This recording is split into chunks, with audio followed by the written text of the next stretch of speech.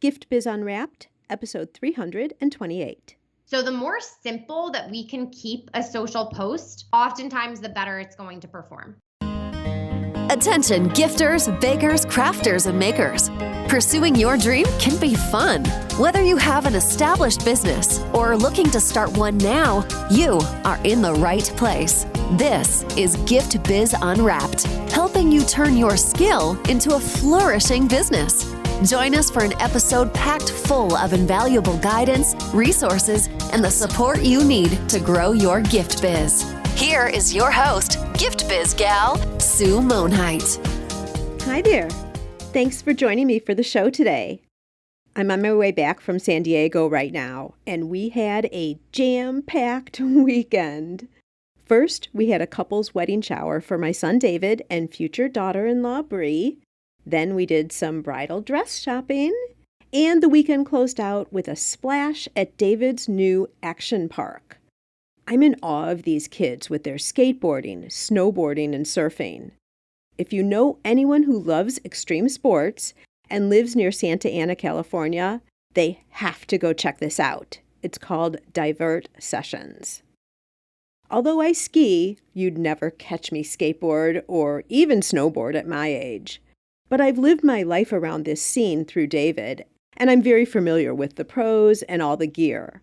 That's why it came as such a surprise when in this episode we started talking about my guest's history, and I come to find out that she was head social media guru for Burton. This is a top brand in snowboarding. I can close my eyes and see Burton stickers all over a teenage room. The power of branding. Just like that jaw-dropping reaction you get from our extreme sports athletes performing those crazy, unbelievable stunts, you may have the same response to our chat today. Katie takes her learning from Burton and overlays it on top of small business needs. Honestly, I was surprised by some of her comments. They go against commonly accepted best practices, but they really make sense. So today we're going to challenge the norm about things like the know, like, and trust factor, having a call to action on every single post, and even whether boosting social media posts is one way to go after all. Some great stuff coming your way, so let's dive right in. Today, I'm looking forward to introducing you to Katie Wight. Katie is the founder of KW Content, a content and social media marketing agency that develops and launches content and social media programs for purpose-driven brands. Strong Brand Social is the newest project that empowers small brands to develop their own high-performing marketing programs that are guaranteed to drive growth. Katie's goal is to demystify the art of social media marketing to offer focus, efficiency, and measurable results to small business owners, brand directors, and social media marketers. Katie, welcome to the Gift Biz Unwrapped podcast. Thank you so much, Sue. I'm so happy to be here. I'm excited to dive into our conversation too. But before we do so, I would like to ask you my traditional question, which is to have you describe yourself by way of a motivational candle. So if you were to envision what that would look like for you, describe it to us by color and quote. I love it. Okay. So I think the color, just because it's my favorite color, would be green. A different kind of color for a candle, I know. And I was thinking maybe the hue would be like the intersection of lime and an earthy green. And for me, it's just because where I get like the most energy and kind of restore and rejuvenate is always outside. And so that's why that's my favorite color. I think the quote would be, look it in the eye and go. This is a quote that I always have right near my desk in my office. It's like always in my point of view. And I think it's so relevant for entrepreneurs and especially anyone who is kind of thinking about diving in or is in it and thinking about how to get to the next level is sort of always relevant about just kind of listening to that voice in your head that maybe you hear, but sometimes try to kind of turn down and just bringing it to center, looking it in the eye and going for it. I love that. I've never heard of that before, but what it brings to me is like that decisiveness. Just make the decision and go with it. Don't back off and then think you'll do it again. Kind of like your foot on the brakes type thing. Just go for it.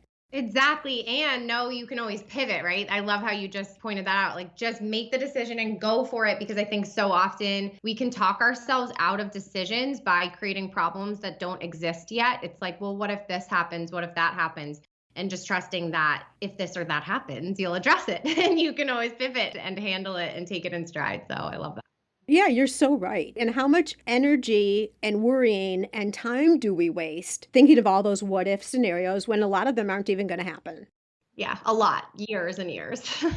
For sure. Well, tell me a little bit of your backstory in terms of how you got to the point where you were really looking at content and social media as your focus for today. Sure. Yeah. So in college, I was a French major, which is kind of funny, but it landed me a job at Burton Snowboards right after college as a French speaking customer service representative. I think I majored in French because I wanted to do something different than English. And I was at a liberal arts school, and communication has always been really interesting to me.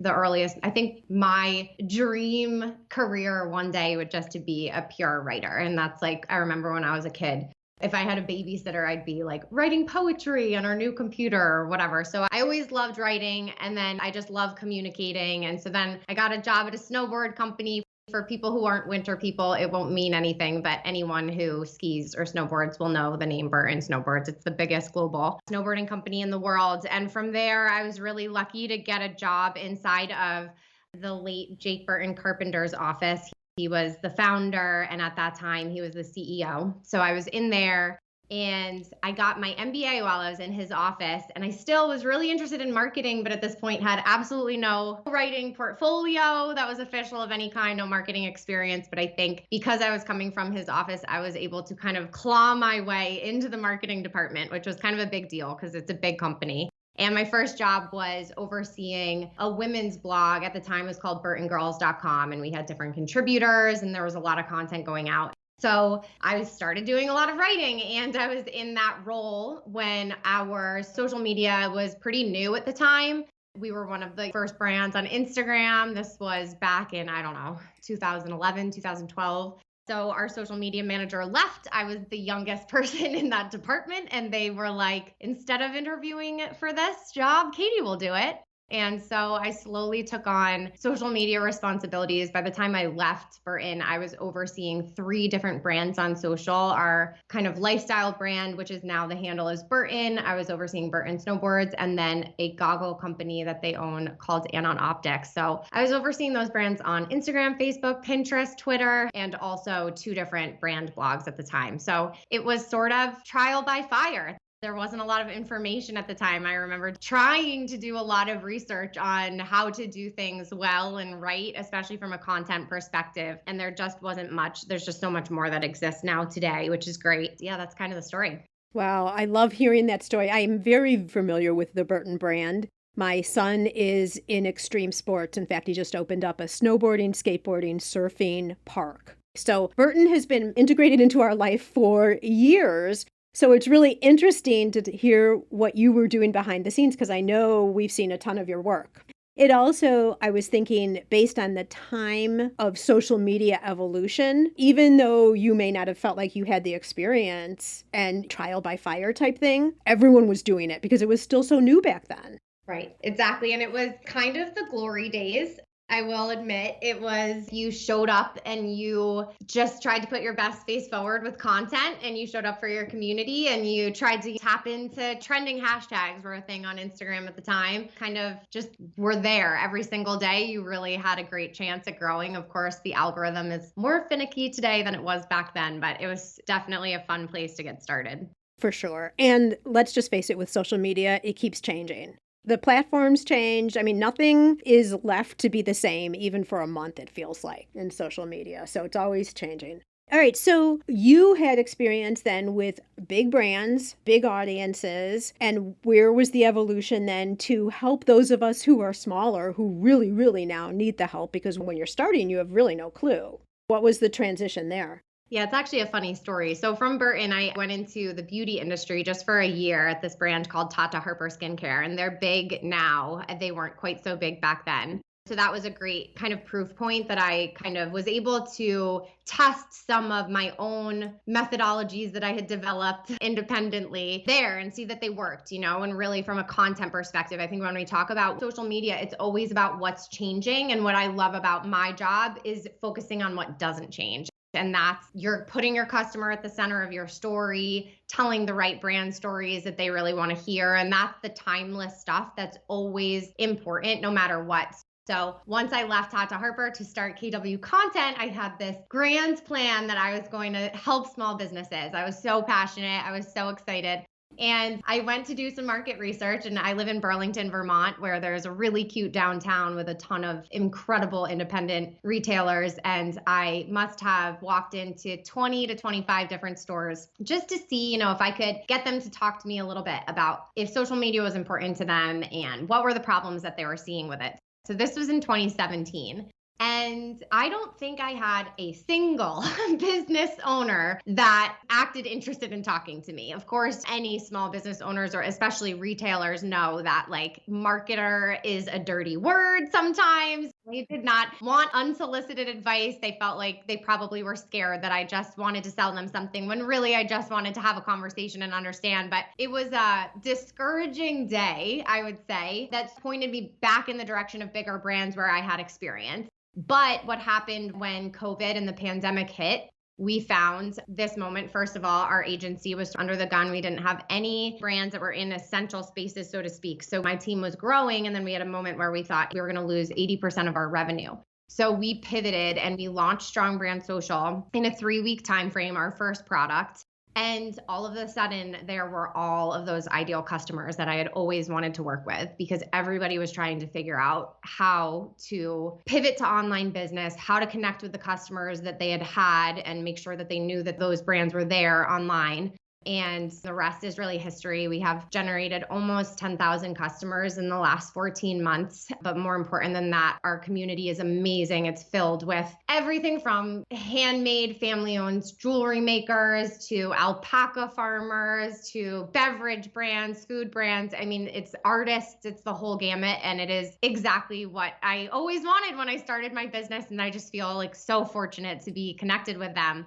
And so the evolution of Strong Brand Social, it's an online learning community. We have a suite of, I think, probably 7 different courses and a membership at this point. And everything we have created has really been in partnership with our customers. Put one thing out, we invited them to kind of join us in a small community. We showed up every single week with extra free trainings throughout those early months of the pandemic, especially. I mean, we're still in there all of the time, but we were just like, how can we help? What do you need from us? And they told us. And so everything that we've built has really been in partnership with these small brands. And it's just been amazing. And it's been cool to see how we want to tweak what we teach and the methodology of our field to really suit small business resources and make sure that people aren't wasting time on shiny objects, which our industry is filled with, and really feel empowered to build a program that is custom fit to your unique goals and your unique internal resources. Because our field and experts in our field have a tendency to just constantly push the latest and greatest, whatever features and trends that the platforms are pushing. Now the whole conversation shifts that way.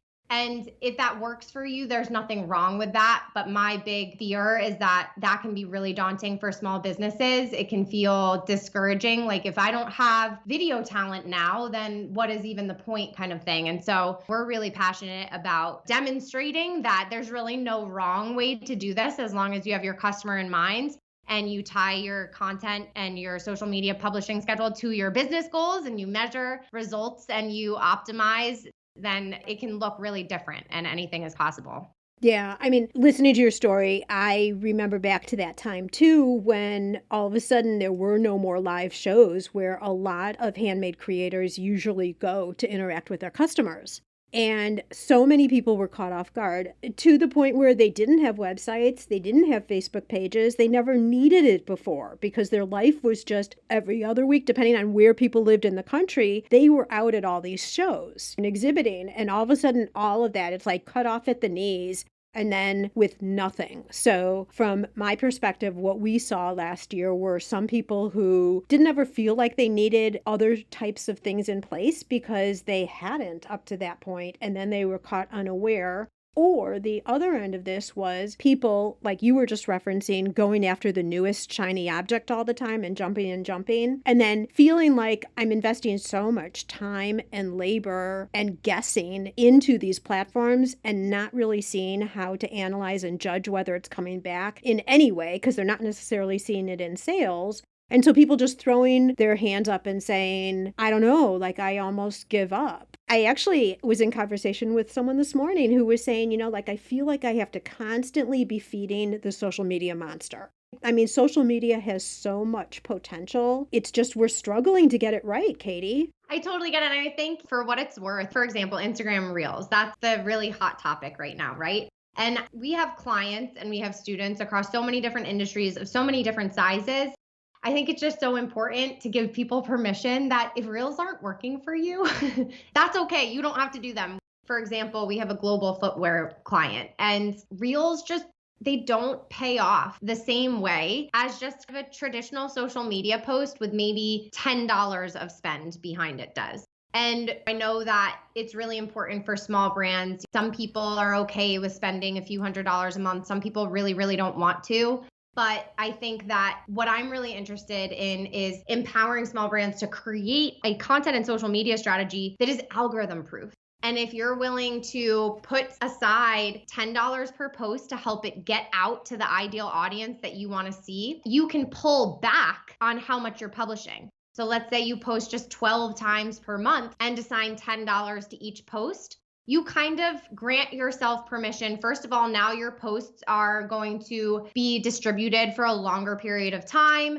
They're going to kind of bypass the algorithm because you are giving it the juice, so to speak. And it kind of grants you permission to ignore what's happening with the algorithm, ignore what's changing and what everybody's talking about, and say, this is going to be my program for the next year. Like this works. And I think then that you get so much time back. If you're posting 12 times a month instead of 30, you get all of that production time back, right? And as small business owners, our resources are so precious. And being able to contain the effort that you're putting in, see measurable results so that you can continue to drive your business forward while that kind of machine is working for you is just a really great opportunity. So all of that to say, I want to caveat, it's like for some people really, really works, right? And so if that's working for you, by no means am I recommending that you don't do it. I just really want to speak to the people who aren't seeing the tactics that the whole industry is pushing at them work. I want to give those folks something else to think about.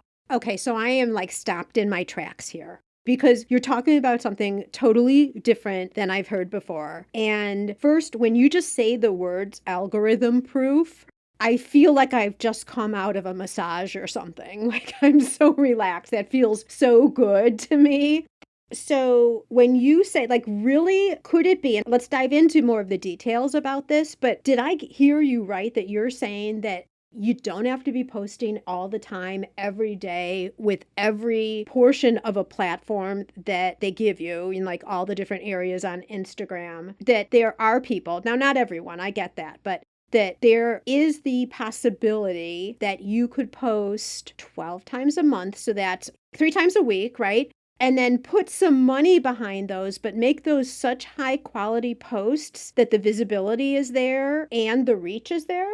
Exactly. Yeah. I mean, truly, we have some of those examples of businesses that I gave you earlier. They follow this methodology, and what we were kind of all talking, I think either in Q1, they were looking back and looking at their business growth because I asked them to like compare their year over year numbers, and their online businesses in some cases literally grew 200%.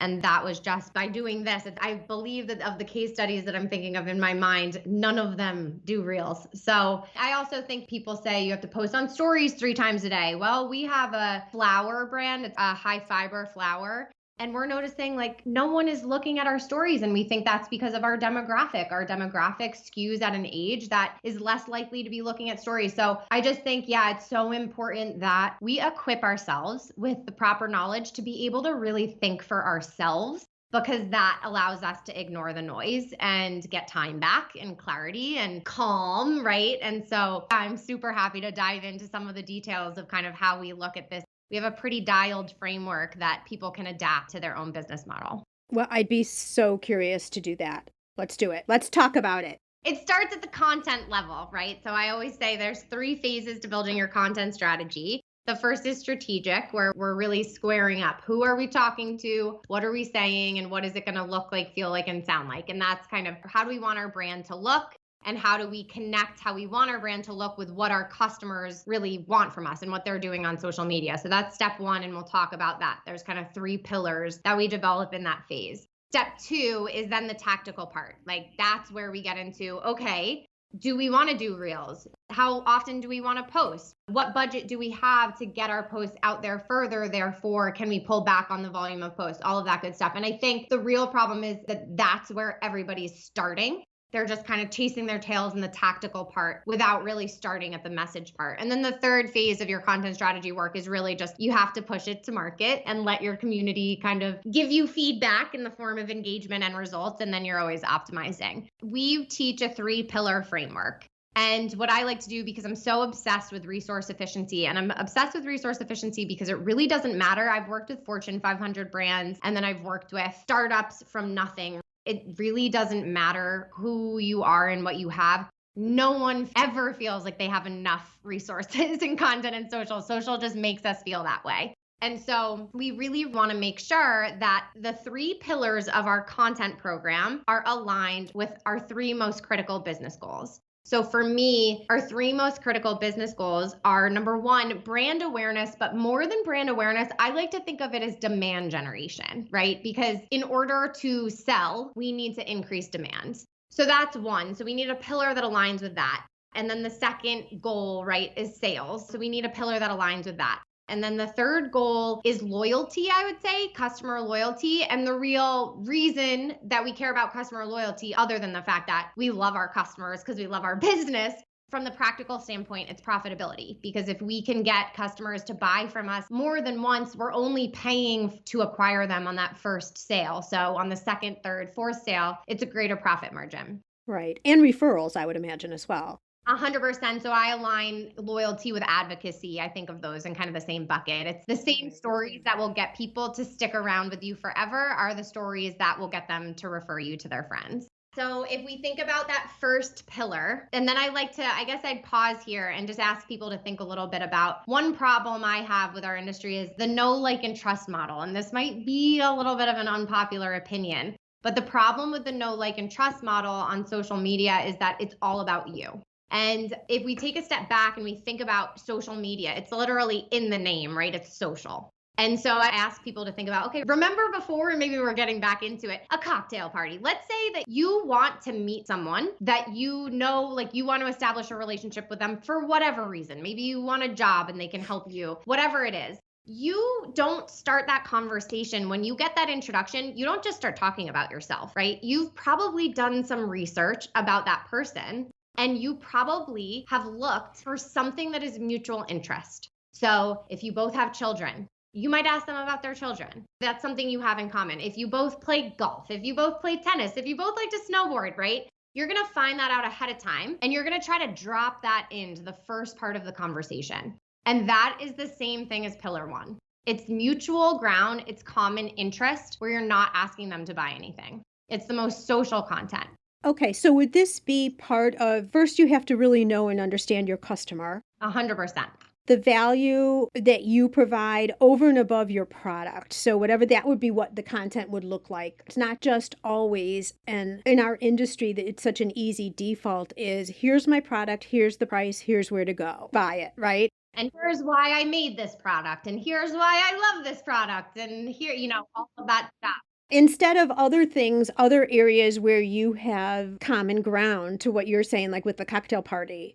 So you're saying those are the types of things over and above our product that we should be adding to our content. Yeah, I love how you're saying over and above, because what I always say is it's like an interest in this content precedes an interest in your product, right? It qualifies them. A really great example is for food brands recipes. So if I see a recipe and it's from a food brand, I can make that recipe with a different brand's product, right?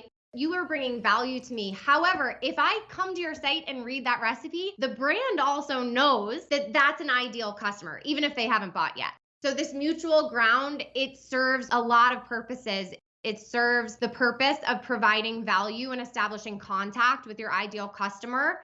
And it also provides the mechanism that the brand needs of qualifying that person as a prospect that would be interested in buying your product eventually. Yes, I've been talking about this a little bit of a different way, and I'd love your opinion on this. If someone is a candle maker and all they're showing on social are these fabulous, beautiful, gorgeous, wonderfully scented candles every single time, I might still love those candles, but I don't need to see that all the time because maybe I'm not in the market for a candle right now, which for me is highly improbable, but let's just go with it. And if that's all that I'm delivered from that company, okay, that's fine. I love it, but I don't need to see it all the time. So I'm going to stop interacting with it, which then means if it's not paid advertising, I'm certainly not going to continue seeing it in my feed. Versus if I was shown different ways to use candles, other products that being a candle lover, I like, I don't know, all different types of like lifestyle type things. I would be going then and following it for more than just the candles because it's providing me other types of value, which, by the way, then when I need a candle, they're the first person I'm going to think of.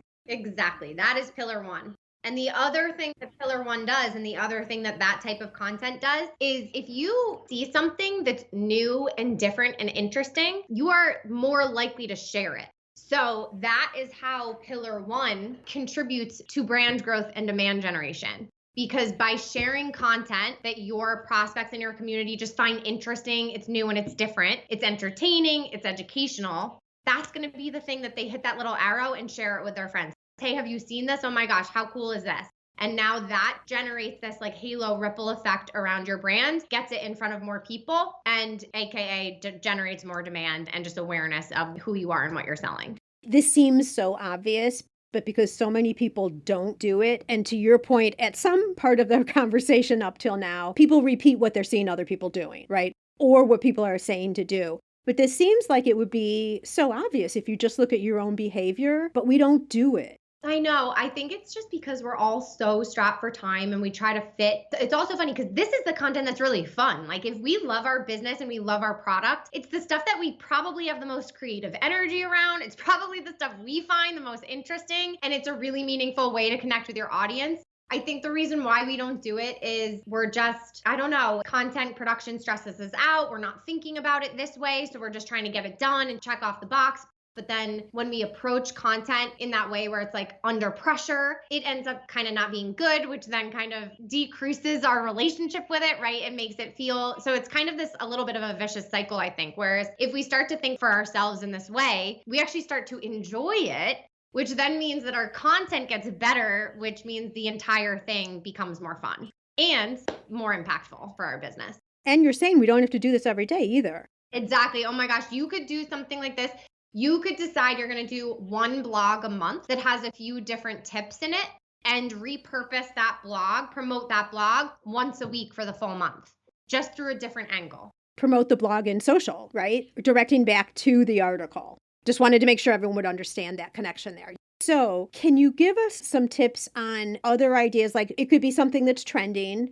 We talked about that. Something that's brand new. What other types of things are your clients doing just so we can continue brainstorming what that could be for us that's not just the product price content? Oh my gosh, so much good information already. And right after a quick break, we'll get back to talk about more ideas for posting content over and above product and price. Yes, it's possible. Increase your sales without adding a single customer. How, you ask? By offering personalization with your products. Wrap a cake box with a ribbon saying, "Happy 30th birthday, Annie." Or add a special message and date to wedding or party favors for an extra meaningful touch. Where else can you get customization? With a creatively spelled name or fine packaging that includes a saying whose meaning is known to a select few. Not only are customers willing to pay for these special touches, they'll tell their friends, and word will spread about your company and products. You can create personalized ribbons and labels in seconds. Make just one or thousands without waiting weeks or having to spend money to order yards and yards. Print words in any language or font. Add logos, images, even photos. Perfect for branding or adding ingredient and flavor labels too. For more information, go to theribbonprintcompany.com. Absolutely. So another example, I'll use myself as an example. I sell social media marketing services and products, but I know that my target audience is a business owner. And they're also, what else are they? They're probably a really high achiever. They're probably someone who is highly motivated, but they have taken a lot on. And so one category of content we put in our pillar one is what we call words of encouragement. And the whole point of the content is to just meet them where they are in a moment. We love doing it on a Friday because everybody's just tired on Friday and can't wait to get to the weekend. And we just hit them with like an inspirational quote, super conversational. It's fun. And the whole idea is that we think of it as trying to be your hype woman. Like we tell you what you need exactly when you need to hear it. And that content is the content that people save the most, share the most, engage with the most. They just love it. And that is content, right, that takes very little time to produce. It's just inspirational quotes, but really like centered around our target market's mindset. I've seen a lot of people in our community sharing memes or even self-initiated quotes. I'll go with, or other quotes from others, but on posts that they're creating. But I don't know that we're always thinking about hitting at the right time that you were talking about. So I want to underline that concept. I think it's something that I'm going to think forward when I'm doing my quotes and some of the inspirational things. What's the balance, or what do you suggest then with copy, the actual post part versus the visual? How important is that, and what do you do with that? So it's a great question. I think both are really important. But I think that there's a little bit of a myth about how sophisticated your design really needs to be. The graphic part. The graphic, exactly. We actually have, and I see it all over the internet, oftentimes a white background with black copy on it, if we're talking about a quote here, will outperform something that someone tried to pretty up. And I think the reason for that is there's 3 words that I like to keep in mind about my content, especially with this pillar 1 content that we're talking about. And those are timely, relatable, and relevant. And we want to keep it simple because our community is being kind of, for lack of a better term, smacked in the face with so much information all day, every day, right? We're just all bombarded. It's infobesity. Like we're all just getting hit with too much information. So the more simple that we can keep a social post, oftentimes the better it's going to perform. This can really be up to the brand. Some brands want to have really nice designs or graphics, and that's totally okay too. I think I just want to put a plug in for simple also works really well. Does that make sense? It makes so much sense, and I'm feeling so good because I do the white background on my quotes or whatever with type and then just a little yellow flower, which is my brand logo, and that's it. So I'm feeling good about that. But then what about the word part of the post, the content part? So I think that this is another area where, especially with pillar 1, I think that less is more unless what you're saying is just so meaningful that it deserves more words. So there is a tendency, I think, for people to give really lengthy, almost journal style entries on their captions. And again, if you see that your community is responding to that, don't stop. Certainly don't stop. But if you see that your community is not responding to that, try simplifying. I think that it's a lot to ask people to read a whole 2 or 3 paragraphs in the middle of their busy day, unless it's something that is so value packed, it's going to immediately move the needle for them. So anytime I'm in the editing phase, I am asking myself, if this paragraph does not add value to my customer or center my customer's point of view in some way, if it's a little self-indulgent and it's just a story about me, I will often cut it. Because I think, again, just putting yourself in the mindset of, it's really easy for us to put ourselves in the mindset of our customers on social media because we are all customers of some kind. We are humans that are really strapped for time and just there's so much content to produce. So keeping it simple is 100% okay. So sometimes with our words of encouragement posts, we have a 1-liner, maybe 1 to 2 sentences that goes with it. This is such a breath of fresh air. I cannot even tell you. Oh my gosh. And I'm also thinking that if you put this whole personal story about what's behind the quote, it might detract from how that landed with the person who was initially reading it. That's exactly it. We really want this content to be about them. So the less you say, the more people can relate to it because they can make it whatever it needs to be for them in that moment. I like this. And so add some hashtags. What's your position on the hashtags? Hashtags, yes. This is a really interesting one. I do think that it's important to invest some time in hashtags. We talk about this a lot in my agency because sometimes I'm not sure if the juice is worth the squeeze in terms of how much time it takes. So in terms of hashtags, you really want to stay away from, I might have these specific numbers wrong, but you kind of want hashtags that are in between like the 10,000 and 50,000 volume mark. Otherwise, they're going to get completely lost. You need to make sure the hashtags you're using are not shadow banned, right? So before you publish with a hashtag, you need to check all of those hashtags and make sure that they're healthy, so to speak. So one thing, and we haven't really gotten into the other two pillars and then how to use a little bit of paid advertising spend. But if you're spending $10 a post and you find hashtags kind of soul sucking and time consuming, you do have the option to ignore them. Because paying to get it kind of out past the algorithm in front of more people is one way to kind of buy it. It's doing the same thing that your hashtags do. So we see varying levels of success with our hashtags across our brands in different industries and all of that. I just want to empathize that it can be a really time consuming process. So if it works for you, that's awesome. Don't stop. If it is your least favorite part and it deters you from posting, let's maybe consider putting $10 behind your post instead. Okay, that makes total sense to me. Completely agree with that. Okay, so yes, I know we've been taking a bunch of time on content, but if we don't have the content, nothing else is going to happen. Yeah, it's so important. And I think pillar one, also this like lifestyle content that's interest based. This is the stuff that people have the most. It's a little challenging. So I think it's great to spend time here. Perfect. Okay. But let's go ahead and carry on so we have a complete package for everybody here. Okay. So then pillar two is all about your product. It's like this is where you talk about your product. You want to get really clear about talking about your product in a way that is benefit driven, not feature driven. So it's not a book with 200 pages. It's a book that's going to change your life in these ways. And so that's where that time to talk about your product. And anytime you're talking about your product, you really want to include a call to action. Another piece of advice that I see across the industry is like include a call to action on every single post. And my students feel really awkward about that because you include a call to action on every post. And a lot of times people don't answer. And so I say, if you feel awkward about calls to action on every single post, you can contain your calls to action to pillar two. It's like, here's the product, here's how it's going to change your life, and here's how you can learn more about it on my website. Here's how you can buy it now.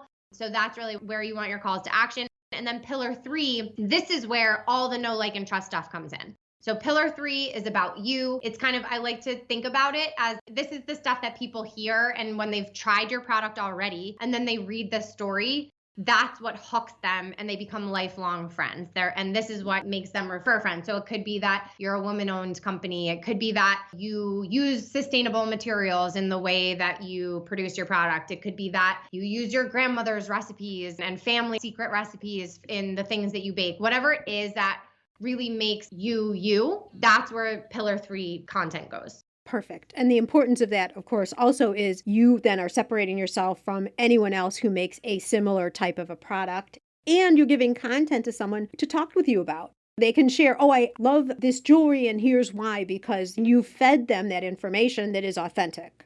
That's exactly it. I love it. And then what percentage should the sales portion be? So I like to say in a kind of standard because it's going to change. It's going to change by brand and it's going to change by like the season of business that you're in. But if we were just going to start at a baseline, I would say you do 50% pillar one, 30% pillar two, and 20% pillar three. And you can kind of visualize the way that that matches and mirrors a marketing funnel, right? The top demand generation needs the most, then we convert that demand, and then we really have those conversations with our customers. Now you can take those percentages and dial them up or down, right? If it is a big promotional month for you and you have a lot of product to sell, right? When we're in Q4, for example, we're taking pillar two and we're dialing it way up, and that's totally fine. But I like the 50, 30, 20 as a baseline. Perfect. And I think the thing we always have to remember too is just because maybe you're doing more of loyalty or advocacy post doesn't mean that someone's not going to say, oh my gosh, I just totally forgot. I wanted to order something from her. Oh, 100%. So it doesn't mean that you're not going to get sales just because you're not quote unquote selling in your post. It's that you're making contact with your followers, staying top of mind, deepening the relationship, which then brings all the goodness in terms of sales and support and referrals and all of that down the road. Exactly. And when someone sees a meaningful post on pillar one or three, they're more likely to kind of get their attention with that. And they're like, oh, wow. And that's what kind of drives them to your profile, right? They're going to click on you and kind of see what you've been up to. And then they'll see that last post you did on your new awesome product. So there's a little bit of a rabbit hole effect for sure. You know what else I feel is when I'm just seeing like sales posts all the time, I feel like that brand just is in panic mode for sales. Yeah. So if I see it leveling out, just like some behind the scenes or some sharing, we all know, yes, they're trying to get visibility, but it doesn't feel so needy, if you will. 100%. It's a way better experience for everyone. It really is how social originally was created. In the beginning, when brands first started using social media, I remember when in my first job, we would be like, you're not supposed to sell on social. Like, we would hate it when the brand team would brief in a sales campaign for us. And looking back on it now, they were only asking us to do a couple of posts because originally it was very much a top of funnel community audience building tool. And that because of the way that users use social. They're getting on social for a breath of fresh air, for an escape of where they are right now, for a really quick distraction, for something to do while they wait for an appointment. It's like, it's social. All of that does not mean that we shouldn't sell now, that it certainly has shifted. But I completely agree with you that it's just a better experience for everyone when we're not just sell every day. For sure. It's so funny that the change and evolution of social, we're really only talking, a little over a decade, maybe? I know so much has changed so fast. It's so crazy. All right, let's continue on and just quickly talk about the tactical and then the market feedback. Okay, great. So I think the tactical can be anything from, okay, should we be partnering with other brands? That's one tactic that a lot of people don't necessarily talk about. We see it all the time. It's a really good tactic for small brands. So that means finding some people call it influencers. I don't love that word for small brands. It's finding individuals that have your audience and partnering with them to bring value to their audience and introduce you to their audience. It could be partnering with other brands and organizations. I really love that for small businesses. It's a super powerful way to get in front of new audiences. That's one tactic I like. Hashtags is an example of a tactic, right? You're layering that on the message to get your message out further. I developed something that we call the 3x3 model. And it is how we align kind of boosting posts, so to speak, with the pillar that it lines up with. So we used to allocate, I don't know if anybody remembers, I think now the button on the Instagram post says promote, but it used to say boost this post. And we used to allocate just a little bit of budget every month for our clients to just boost posts that were performing well. And one of the benefits of having a ton of clients in a ton of different industries that you're managing is when something changes, you see it immediately because it changes across all the accounts. And we used to get these amazing results for boosted posts. And then about a year ago, that like in the same month, all of the reports I was looking at, we had a fraction, like we had a quarter of the amount of the results on the dollar that we had received the month before.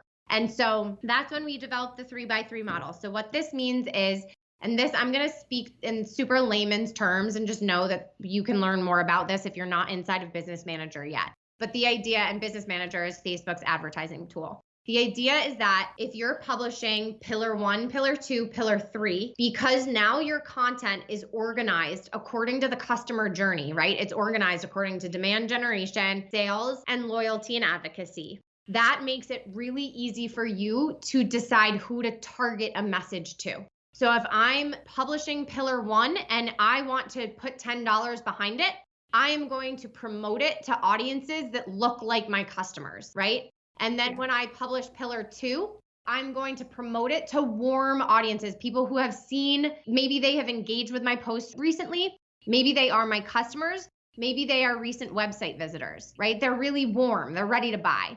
And then with pillar 3, I like to promote it to both warm and cold. I think both our customers and people who don't know about us yet will sometimes enjoy that content. So the 3x3 model, that is the guide to follow. If you decide you're like, yeah, I want to get some time back. I'm willing to pay $150 a month to post way less and put just $10 behind my post. The 3x3 model is the number one way to go. We see insane results from a consumer engagement standpoint. When we deployed it for a national cosmetic brand, within the first 90 days of taking over their social media, they saw an immediate 30% lift in their average order value because you're just getting in front of the right people at the right time. So it's a really great way to just align your content to the customer journey and really focus on targeted distribution. Love it. Okay, and honestly, $150 a month to post less. Think of how much time you spend doing social media and what your time is worth, and equate that to the $150, and you're actually making out. I actually did, I think, as some sort of math equation in an email I sent recently. Exactly. You're coming out on top if you trade $150 for like 12 to 15 posts if you were posting every day, right?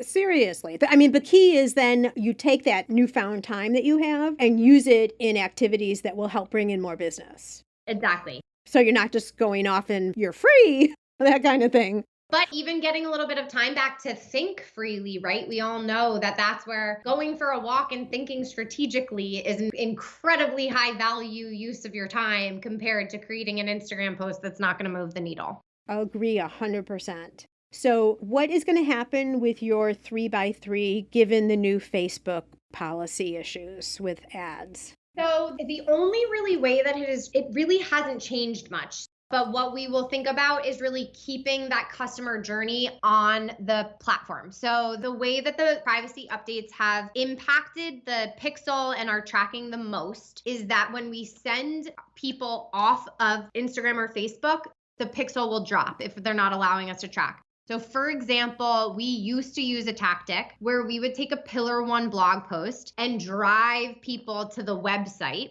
and then we would retarget them with pillar two products. Now we need to find a way to just keep that on Instagram and Facebook, because if they engage with a post, we will be able to track that and get back in front of them. So it just means that, for example, instead of a blog post, maybe we have a video top of funnel where it's like a video of us making a thing or setting up a scene, right? Or like when you were talking about kind of styling at home, like candles, maybe it's a video, or it's just a pillar one post. Like it can be a static image that we keep people on the site on Facebook or Instagram. But if they engage with that, then we know that they're warmed up to us. And when we retarget people who have recently engaged with our content for pillar two, the number one thing to think about is just kind of constructing that customer journey and helping them get to know you as much as possible while still on these platforms is the number one thing. And then you can overcome that sort of issue by making sure your profiles are really optimized, like making sure there's a really clear path to your website if they're interested and curious enough that they want to get there now. Otherwise, we just focus on warming them up while they're still on these platforms. There's a lot of fear mongering happening, which is unfortunate to see, but that we can definitely still use these platforms in a powerful way. Okay, so let me ask you this. All being with your word strategic. So no longer can I make a post on Facebook when this is all in effect, okay? Make a post on Facebook directing people over to my blog article on my website where they'll see my products and all of that. But instead, what you could do is a post, I'm saying this slowly because I'm thinking this through at the same time, is a post that then could that direct them to a different post, which is maybe a video that you did that you uploaded directly to Facebook. So it's tracking the activity and the link from one to another, where then they would get more information. Yeah, that is exactly right. One clarification I do want to make that I think is really relevant to the people who listen to your podcast is you absolutely still can create a post driving them to your site, especially if your product price point is under $50. Because if your product price point is low enough that it's not a super high consideration buy and they are relatively likely to buy on that first interaction, then that you can absolutely still do and just see if it works if they're buying. The one thing that's removed is our ability to retarget them if they bounce off your site and don't buy that first time. So you want to try both things. You want to try sending them to the site to buy the first time. And then the alternate is trying what you just articulated, where we keep them on, warm them up with like a video post or just a really fun social post, and then retarget them with a product post right after that. Right, because then what you're doing is you're searching for their activity staying on site because it's telling the algorithm and you're able to track that they were interested in it, that they took action, right? But you still, I mean, there's so much value. Look, someone's not going to read a long post probably on social. So there's a place for each. You're just going to use them differently. 100%, yes. Okay. And make sure if you send them to a blog post, give them an opportunity to get on your email list in that blog post. Oh, yes. And I'm sure you talk about that all the time. So that's super valuable still as well. Okay, wonderful. And let's finish off here with a little bit of market feedback. Share a little bit more about what's under there. I think that something that I hear a lot is my pillar two posts don't perform anywhere near as well as my other stuff. Anytime I show my product, it doesn't perform as well. And my first question is, how are you measuring success? Because if you're measuring success just by engagement, then you might be reading the data wrong, right? With pillar two, we want to see people either saving your post so they can come back later and buy, or we want to see them clicking to your website. And so what I mean by pillar, just to back up a little bit by market feedback, is are people engaging, overall engagements, right, with your posts more so than before you implemented the 3-pillar model? Is engagement moving in the right direction? And today, shares and saves are really important, but it doesn't mean if you get a lot of likes and comments, that's also really great. That's striking a chord. But I think it's really important to make sure that we don't measure the success of every post according to the same metric. So on pillar one, I want to see likes, comments, and shares. On pillar two, I want to see saves and clicks or buys. And on pillar three, I kind of look at total interactions and I observe what's happening. And because pillar three can really run the gamut of the types of stories that you're telling. So as long as you have community engagement on those of any kind, it's a step in the right direction. So how do you do that when you go in and you look at your results for each of your different posts? Then you also need to categorize which pillar each of those posts is in. So I typically like to, once you do this, you'll automatically know. And I think differentiating most of your posts from the posts with product in them is a really good shortcut. But yeah, and the other thing that we do is if you use a content calendar of any kind, when we're planning, we write pillar 1, 2, or 3. So that's kind of there. And then when we go back and look at performance, we can reference the content calendar and say, oh, okay, well, this was the goal of that post. So how do we look at what success looks like? Completely makes sense. Oh my gosh, this is so incredible. You know, we talk about social media all the time, but you were bringing up some things I haven't heard before. They're making me think about this a little bit differently. Like I've already said a couple of times, just the idea of being able to slow down, do it smarter, not more, but smarter, is incredible. So I'm anxious to just listen to all of this again myself. I really, really appreciate it. And I'm so glad you feel that way. I hope your listeners do too. I love it. Okay, so I know you talked in the beginning about strong brand social already, but now everyone's heard what we just talked about. So let's go back and share a little bit more about strong brand social. And then I also believe you have something called Strong Brand Social Express that you could tell us about. I do. So Strong Brand Social is kind of our suite of online courses, right? And Strong Brand Social Express is the first one in the suite. It's a really great kind of crash course in our philosophy. It used to be 90 minutes of content, which was great, but now we have all these other bonuses that we just keep sliding in there that aren't on the sales page. But it kind of looks at, hey, what are the 3 types of content that every brand needs to have? What are 9 elements of growth, right? And really the whole goal of this product is to help people see what's possible, a lot like this conversation, and help people think for themselves. That said, we also have 100 content prompts in there that are aligned with business goals like we've been talking about. And we have our point of view on a paid social roadmap. We have a tutorial video showing you exactly how to do this new boost method that for the 3x3 model that I was talking about. You know, you're looking over my teammate's shoulder as she's executing that. And so that's Strong Brand Social Express. It's usually $37. We're going to gift it to your listeners. I don't have the coupon code, so I'm hoping we can.